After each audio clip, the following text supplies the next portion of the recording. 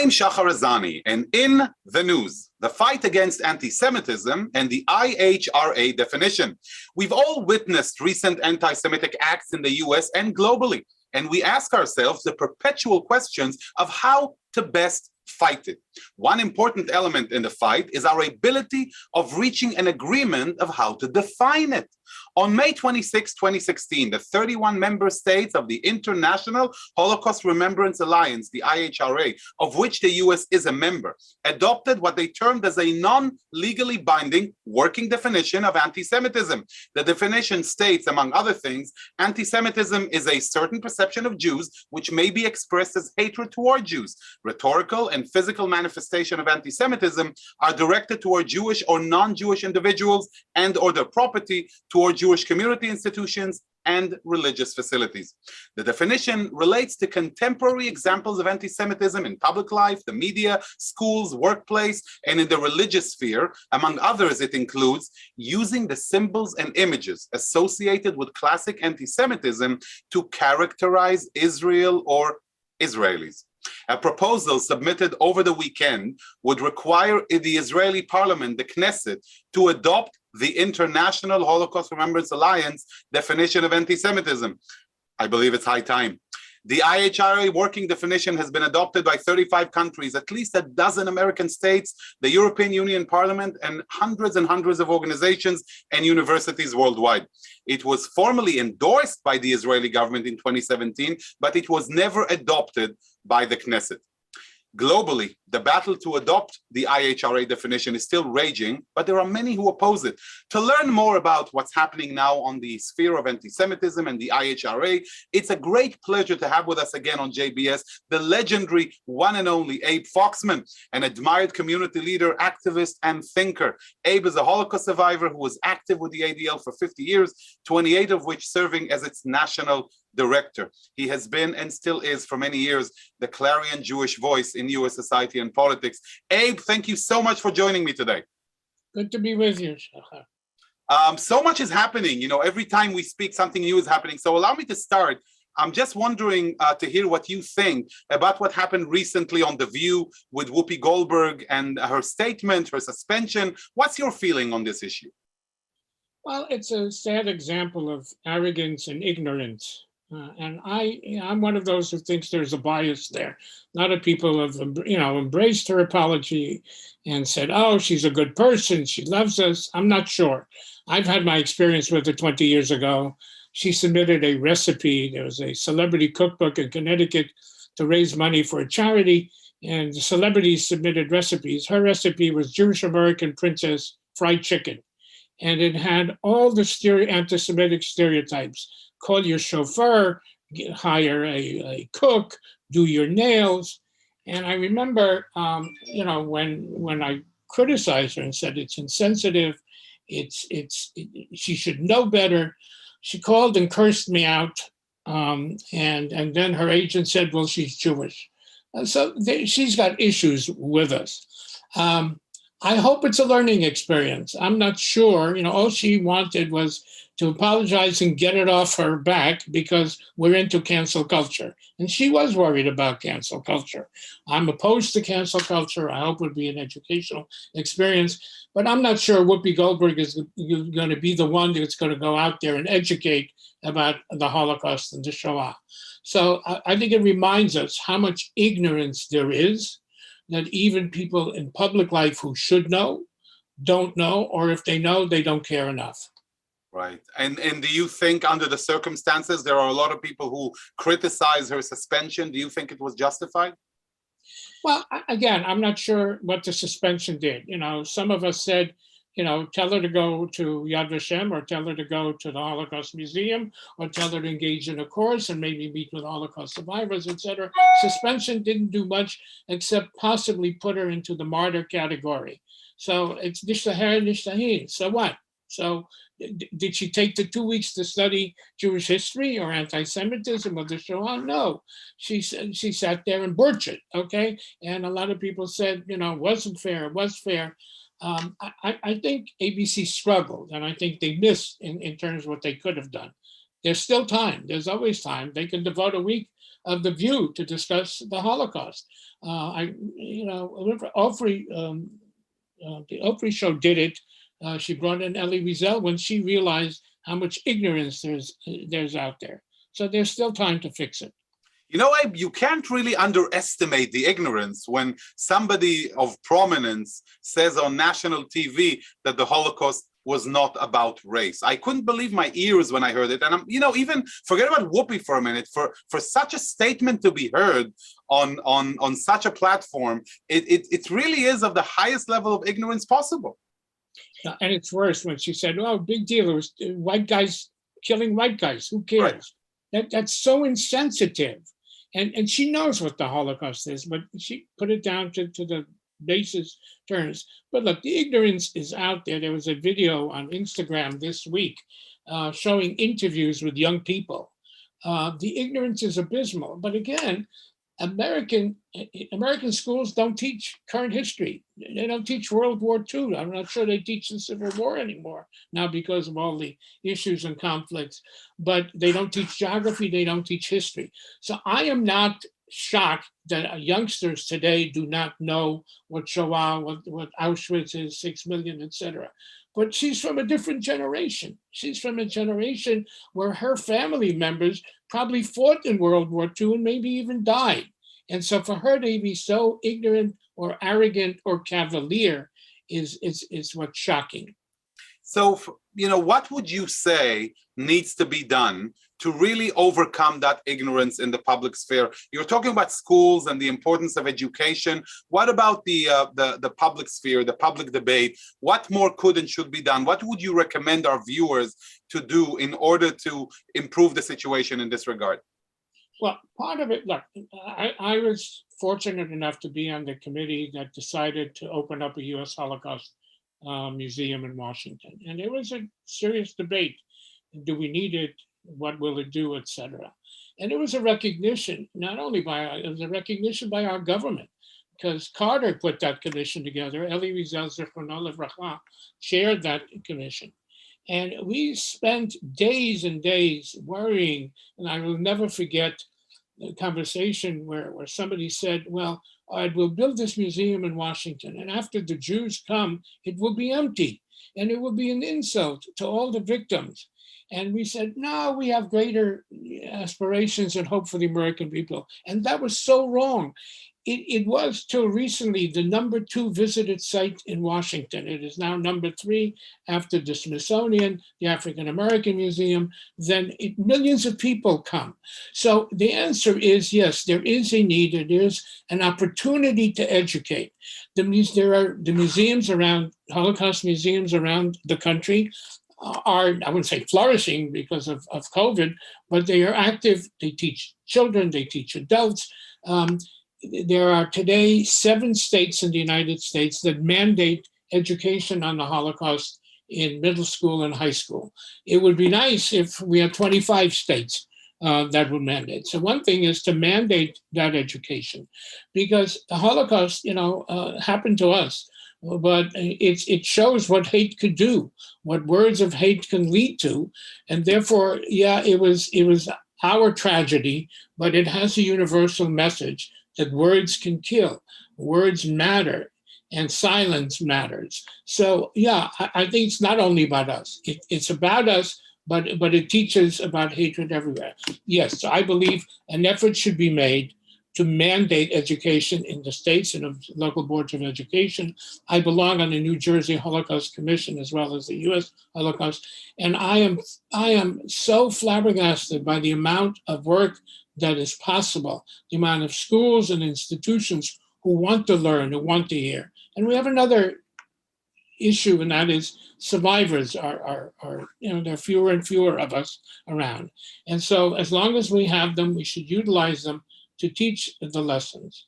So yeah, it could be done, Shahar, it could be done. And in the places where it's mandated, there are good people, teachers, principals, institutions who care about transmitting the lesson, because again, it shows you what hate can do. And I think loud and clear, your message here, Abe, is words matter.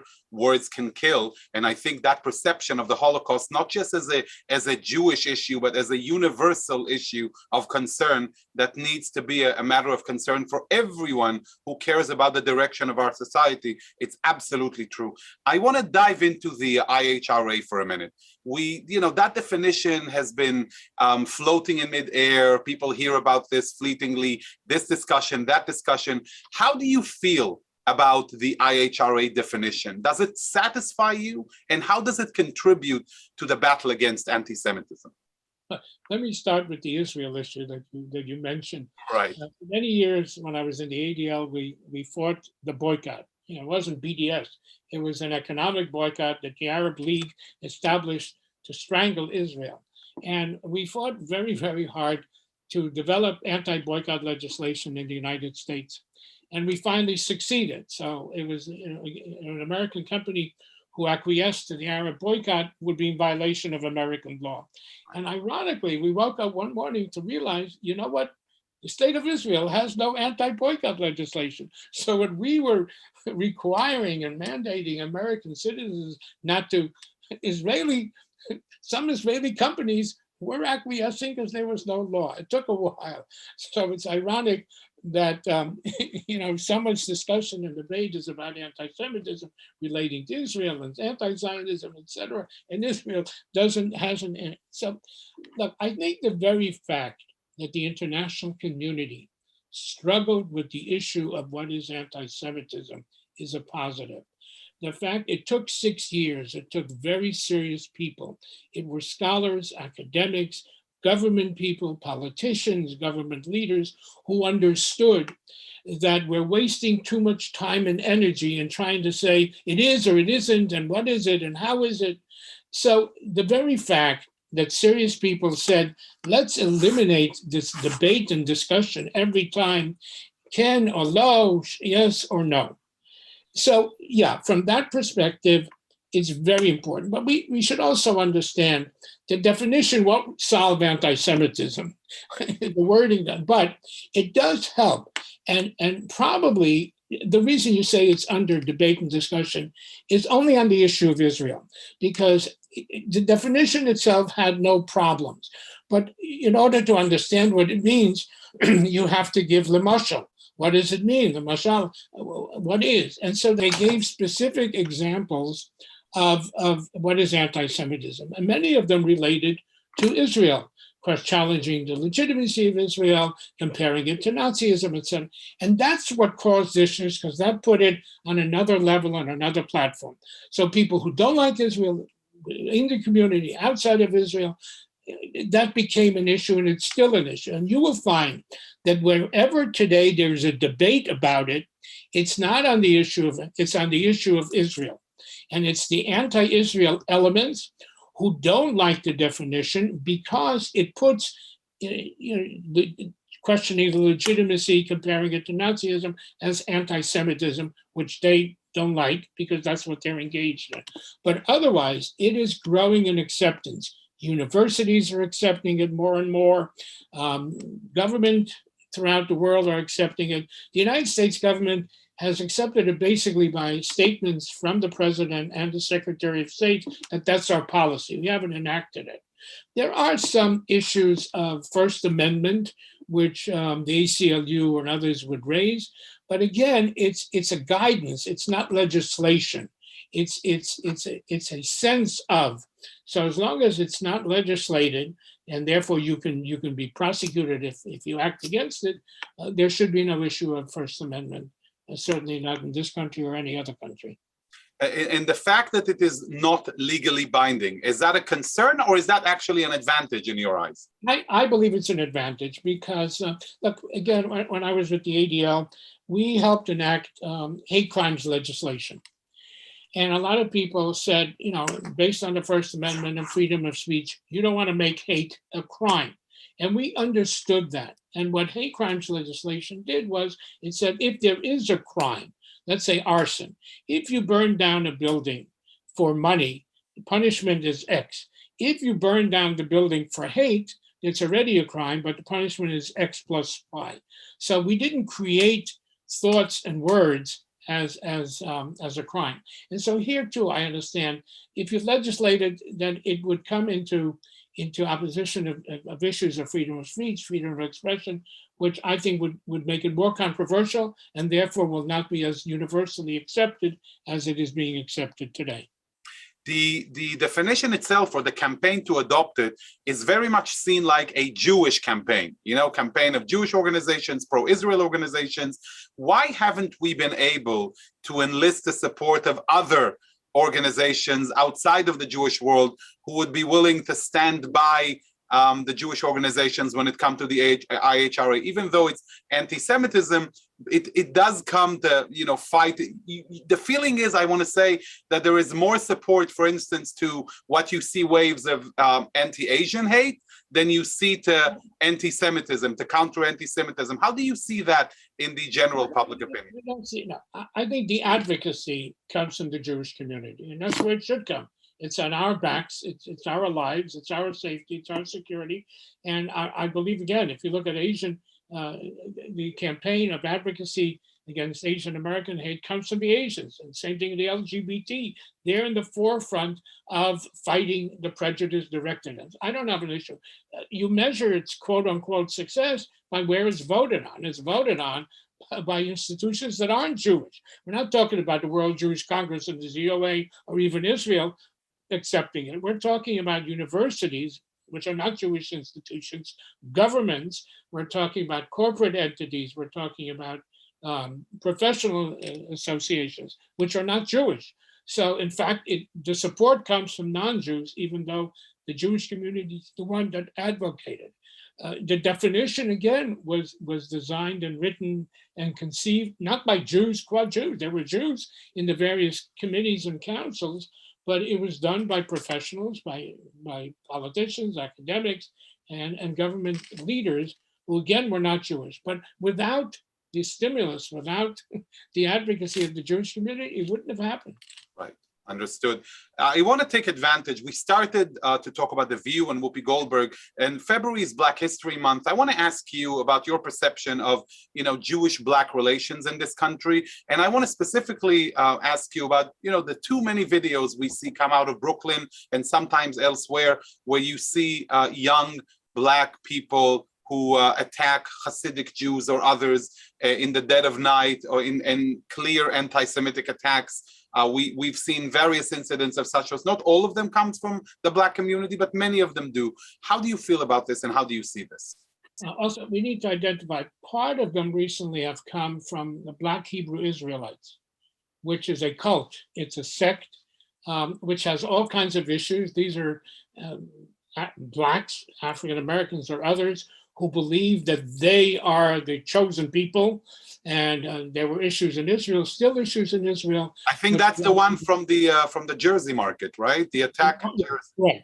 And there was also on the West Coast recently a couple of instances of anti-Semitism. So this is a peculiar issue, which doesn't infect the African American community, but they are Black Hebrews, et cetera. So that's part of the issue.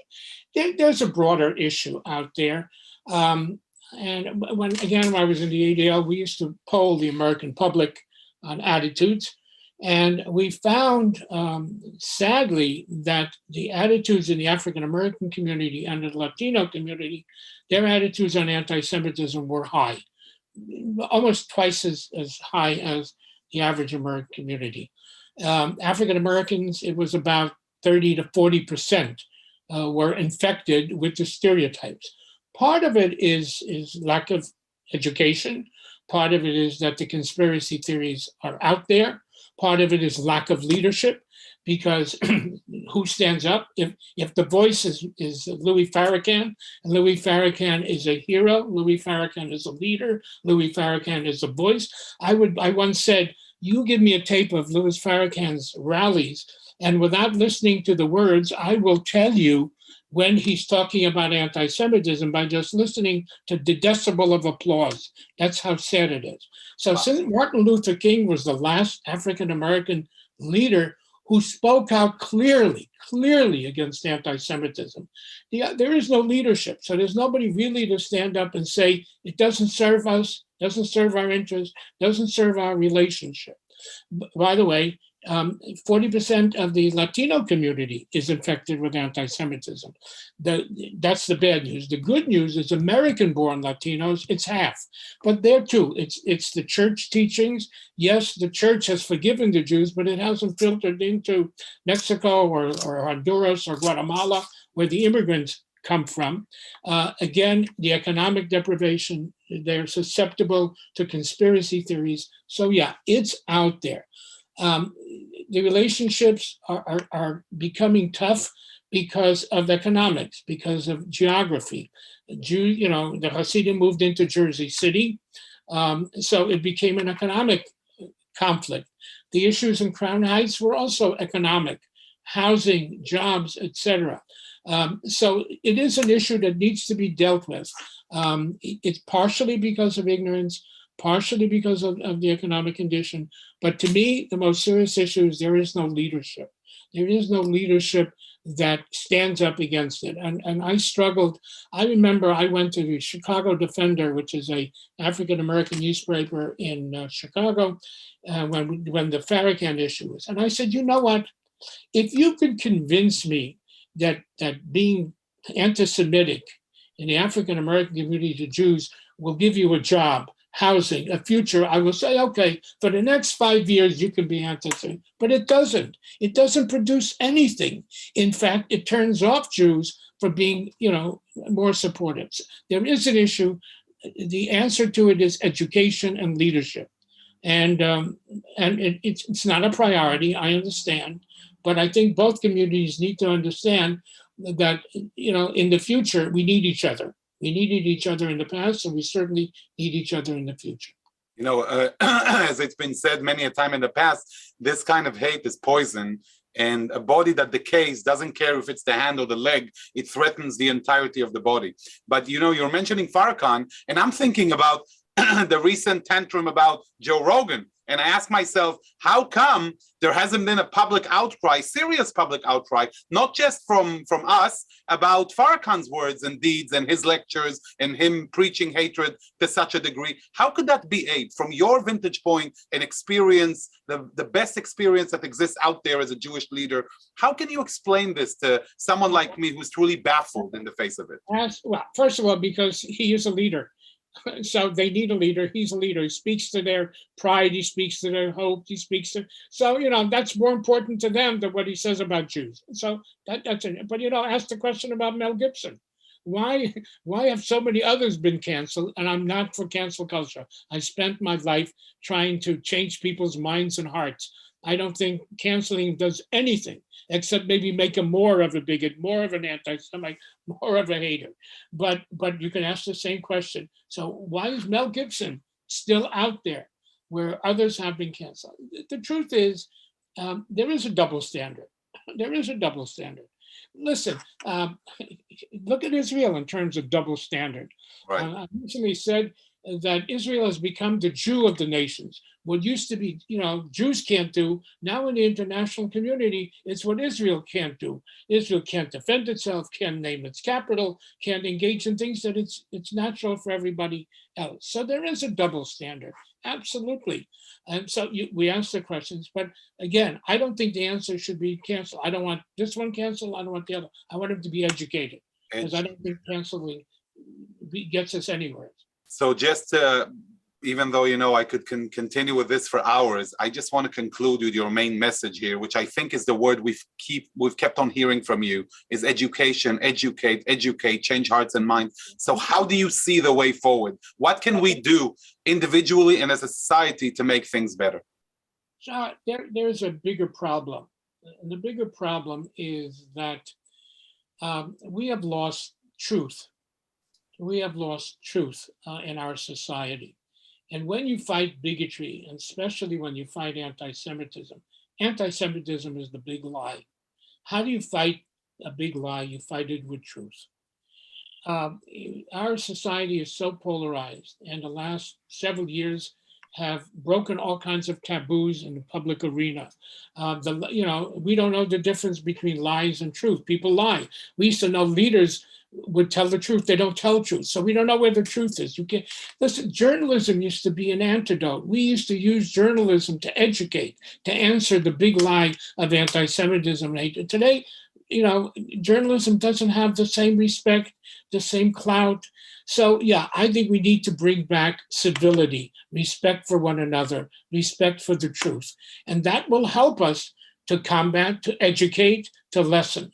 And so it's much bigger than standing up to Whoopi, because if you don't have truth and civility and respect, then it's about us, but it's not only about us. True, and to me, words matter. It matters what you say. The crematoria in Auschwitz did not begin with bricks; they began with words. And Shahar, I'm living proof that people can make a difference. I'm sitting here with you today because 70 years ago, a lady who can barely read and write stood up and risked her life to save another human being because I was a human being. So people can make a difference, but it starts with words. I couldn't agree more. It's about us, but it's not just about us. Thank you so much, Abe. Thank you for joining us. Thank you for being the clarion voice that you are against not just the evil of anti-Semitism and standing up for the Jewish people, but evil in general, to understand how to stand up for truth, for civility, and what's right. Truly, thank you so much. Thank you. Always a pleasure to be with you. And to you, our viewers, I just like to say, here is the message for you. Educate, fight, stand up, but use those principles yourselves. Be civil, be truthful, and stand up for what's right and just, not through the power of cancel culture, but through the power of education and changing hearts and minds. This is what we strive to do here at JBS, and this is why we're proud of having Abe Foxman speak to us about this important principle with such experience and authority. Thank you so much for watching. I'd like to thank our director, Sloan Copeland, JBS's managing director, Dara Golob, our technical manager, Michael Paley, transmission manager, John McDevitt, and to our wonderful producer of In the News, Carol Lilienthal. For JBS, I'm Shahar Azani. Until next time, shalom and lehitraot.